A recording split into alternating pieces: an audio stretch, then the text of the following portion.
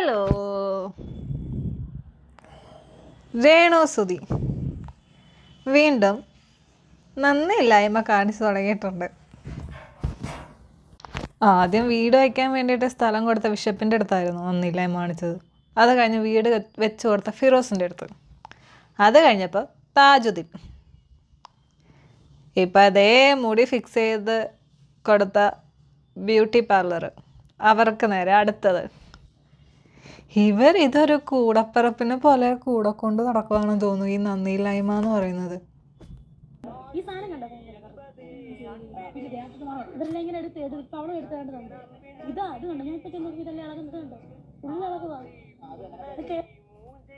ഈ hair fixing അല്ലെങ്കിൽ ബാക്കിയുള്ള കാര്യങ്ങൾ എന്ന് പറയുന്നത് ഈ വൃത്തി വെടുപ്പ് ആയിട്ട് കാര്യങ്ങൾ നോക്കുന്ന ആൾക്കാർക്ക് പറഞ്ഞിട്ടുള്ളതാണ്. നമ്മളൊരു കാര്യം നമ്മുടെ ശരീരത്തിൽ ചെയ്തു കഴിഞ്ഞാൽ അത് അതിൻ്റെ രീതിയിൽ നോക്കാൻ പറ്റും, അല്ലെങ്കിൽ ആ രീതിയിൽ സംരക്ഷിച്ചു കൊണ്ടുപോകും എന്ന് ഉറപ്പുള്ള ആൾക്കാർക്ക് പറഞ്ഞിട്ടുള്ള കാര്യം. അല്ലാതെ മുടി തോന്നുന്ന രീതിയിൽ അഴിച്ചിട്ട് തോന്നുന്ന രീതിയിൽ ആട്ടി മുടി കൊണ്ട് കളയുന്ന ആൾക്കാർക്ക് പറഞ്ഞിട്ടുള്ള കാര്യമല്ല ഈ ഹെയർ ഫിക്സിങ് എന്ന് പറയുന്നത്. ഇനി ഇത് ചെയ്ത് കൊടുത്ത ആൾക്കാരും ഈ രേണുസുതിയും പറഞ്ഞ ചില കാര്യങ്ങളുണ്ട്. എനിക്ക് തോന്നുന്നു ഈ ചെയ്ത് കൊടുത്ത ആൾക്കാർക്ക് ഇത് കണ്ടതോടെ മതിയായെന്ന് തോന്നുന്നു. അവരൊരു കമൻ്റ് ഇട്ടിട്ടുണ്ടായിരുന്നു, ഇതൊക്കെ ഹൈജീനുള്ള ആൾക്കാർക്ക് പറഞ്ഞിട്ടുള്ള കാര്യമാണ് ചേട്ടാ എന്ന് പറഞ്ഞിട്ട്.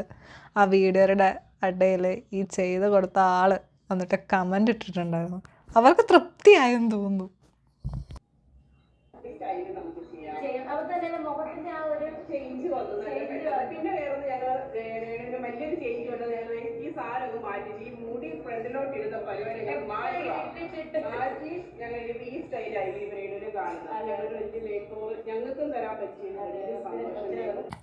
ഇപ്പൊ സന്തോഷം സംതൃപ്തിയൊക്കെ ആയല്ലോ അല്ലേ?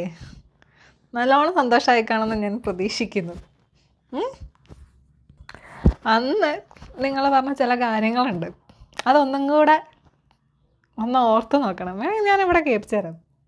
മേക്കോർ ശരിക്കും ഫസ്റ്റ് ഞങ്ങൾ മൈക്രോ ബ്ലേഡിംഗ് ആണ് ചെയ്തത്. മൈക്രോ നമ്മളൊന്ന് ഷാർപ്പൻ ചെയ്ത് ഐബ്രോസ് ചെയ്യുമ്പോൾ തന്നെ ഒരു പകുതി മേക്കോർ കഴിഞ്ഞിട്ടുണ്ടോ ഒരാളുടെ. അതിനുശേഷം നമ്മൾ സ്കിൻ വൈറ്റനിങ് ആണ്. സ്കിൻ വൈറ്റനിങ്ങിലുള്ള ട്രീറ്റ്മെന്റ് ചെയ്തു. ഇതിനുശേഷം നമ്മൾ 2 ദിവസം മുന്നേ നമ്മുടെ ഹെയർ എക്സ്റ്റൻഷനും കൂടെ ചെയ്തിട്ടുണ്ട്. അതിന് 3 സർവീസ് മാത്രമാണ് നമ്മൾ മൈക്രോ റേഡിയോയിൽ കൊടുത്തിരിക്കുന്നത്. പേടിക്കണ്ട, മറ്റേ വീഡിയോ ഏകദേശം കുറച്ച് ആൾക്കാരെ കണ്ടിട്ടുണ്ടാവുമായിരിക്കുന്നുള്ളൂ. ഈ ഹെയർ ഫിക്സിങ് ചെയ്ത് കൊടുത്തപ്പോൾ നിങ്ങളെടുത്ത വീഡിയോ രേണുവിനെ വെച്ചിട്ട്. ഇപ്പം രേണു അതിൻ്റെ അകത്ത് പോയിട്ട് പറഞ്ഞ കാര്യങ്ങൾ ലോകത്തുള്ള എല്ലാവരും കണ്ടിട്ടുണ്ടാവും. രേണുവിനെ പോലെ ഈ ജീവിക്കാനായിട്ട് സ്ട്രഗിൾ ചെയ്ത് ശരിക്കും എല്ലാവരും പറയുന്നത് മറ്റുള്ള പല ജോലികളും ചെയ്യുന്നത്, പക്ഷെ അവരൊക്കെ ഇഷ്ടമുള്ള ജോലിയല്ലേ ചെയ്യുന്നത്. ആ ജോലിയിൽ അവർ മുന്നോട്ട് വരുമ്പോൾ അവരുടെ ഒരു ഡിഫക്റ്റിനെയൊക്കെ വെച്ചിട്ട് മറ്റുള്ളൊരു പ്രത്യേകിച്ച് ബോഡി ഷേവിങ് കണ്ടപ്പോൾ ഞാൻ മനസ്സിലാച്ചു കാര്യം ഈ കുട്ടിക്കൊരു ചെറിയൊരു മേക്കോർ എന്നെ കൊണ്ട് ചെയ്തതായിരിക്കും.